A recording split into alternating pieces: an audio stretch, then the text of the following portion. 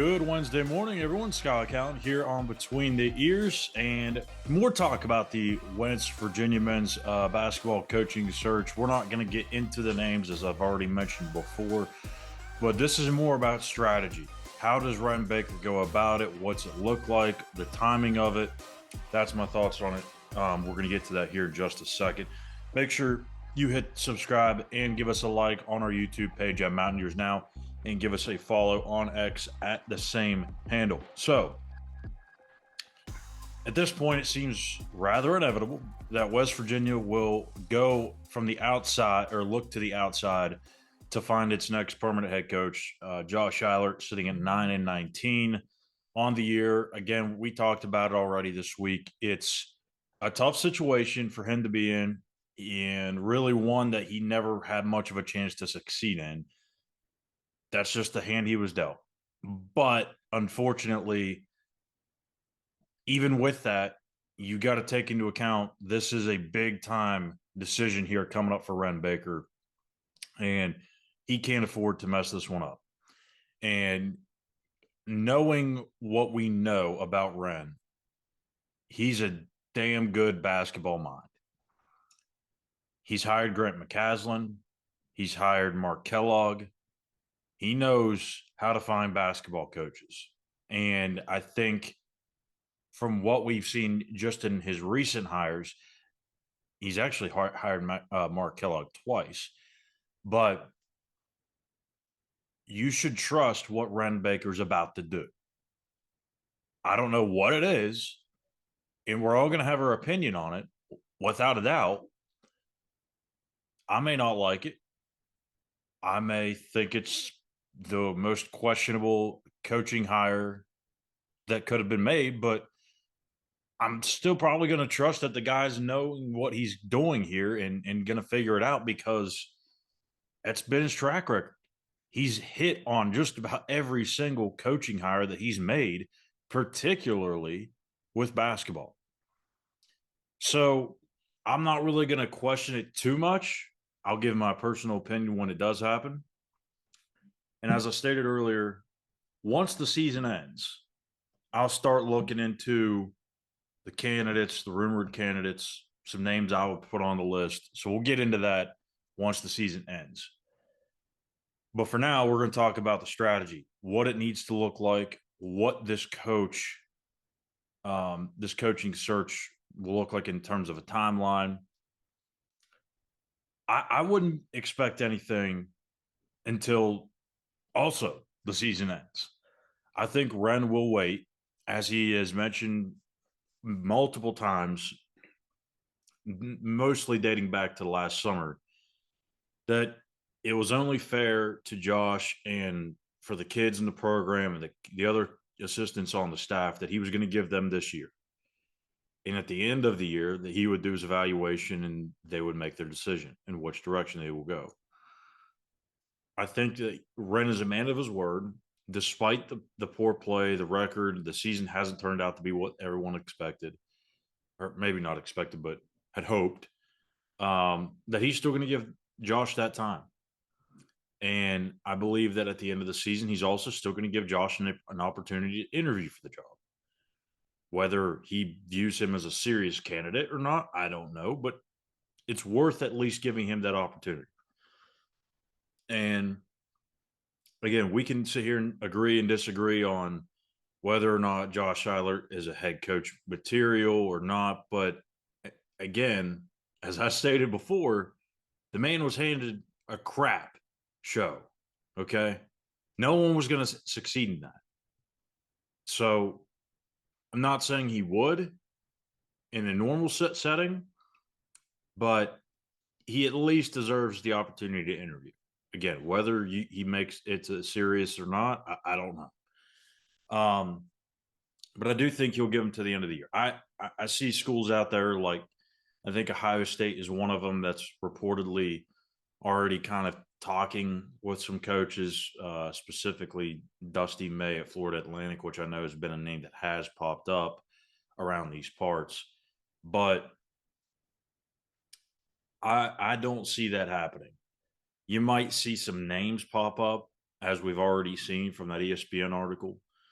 but I don't think there's going to be any actual talks going on right now.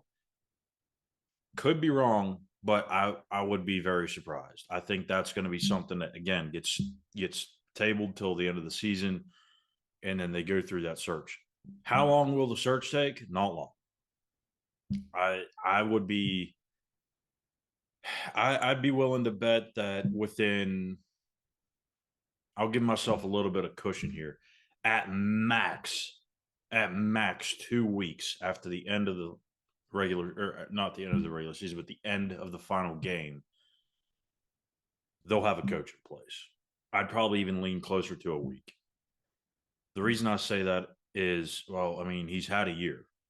So if you go through that accelerated search a year ago, you probably have a good feeling as to who those coaches are going to be that you feel are fit for the job.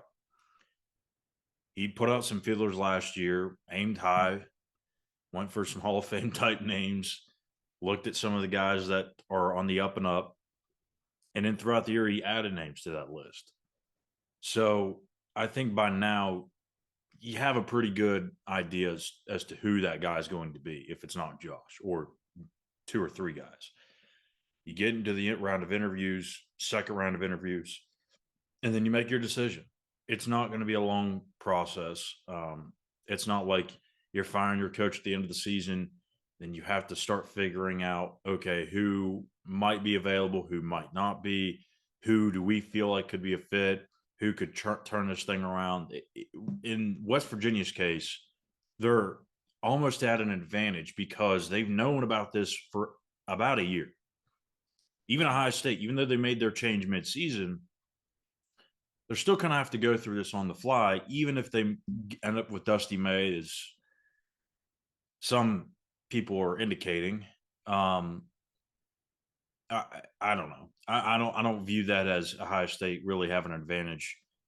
If they know their guy, they know their guy. But West Virginia, in terms of this cycle, I think still has the advantage because they know their interest level in Dusty May, if there is any. And if there's a serious amount of interest level and that's their guy, they have to get him. We might see some wheels start to turn, might see some momentum pick up, and maybe Wren doesn't wait to the end of the season. I don't think that's the case. I think we will get to the end of the year before this happens, but you never know. So I think again they're going to have the advantage because they have the year or so of gathering information. And I'll put this out there too. As I mentioned before this week, it's not going to be Bob Huggins, and I don't think it's going to be a big time name that everybody knows, like I don't know, like a John Beeline, which has been thrown out there, or a Jay Wright or Roy Williams, like the rumors circulated about last year. How truthful those were, I don't know. I mean, it was an accelerated search, and maybe there was some truth to it. I don't know, but I don't think that was really ever going to happen. So it's going to be somebody that's on the up and up. It's just a matter of which guy they feel like that could be the best fit for the job. Whether that's a Dusty May, whether that's somebody else. Again, I'm not going to get into my opinions of all that just yet, but this will be a quick process. And I think it has to be too because of the transfer portal. You can't go back and have a similar offseason that you did last year where you're losing a bunch of guys. All of a sudden, you're piecing the team together on the fly. You can't have that. You got to get your coach and his staff in here in place. And who knows? Maybe Josh Schuyler somehow finds a way to stick around. And maybe that keeps some of the pieces here. But then again, it's kind of unlikely that those things usually happen like that, where you have a new staff come in and the interim sticks around, goes back to his previous role or just a role on the staff because you're worried about the pool of power, right? You don't know how the kids view it. You don't know if they still lean to Josh in certain settings. So I don't know. That's a whole different topic for another day. Um, but I do think you get the staff in here within a week or two at most, and you're probably able to keep the majority of the guys that are on your roster. And at the end of the day, if you're not able to, it's not the end of the world, right? I mean, this is a team that did go 9-19 through the first 28 games. So there's going to be a lot of portal options, as there always is. There could be some guys that they're going to bring along with them. Um, and I think you got to view 24-25 as a transition year. Hey, it's not going to be all sunshines and rainbows in year one. Some places it's been like that. I don't think that's the case here.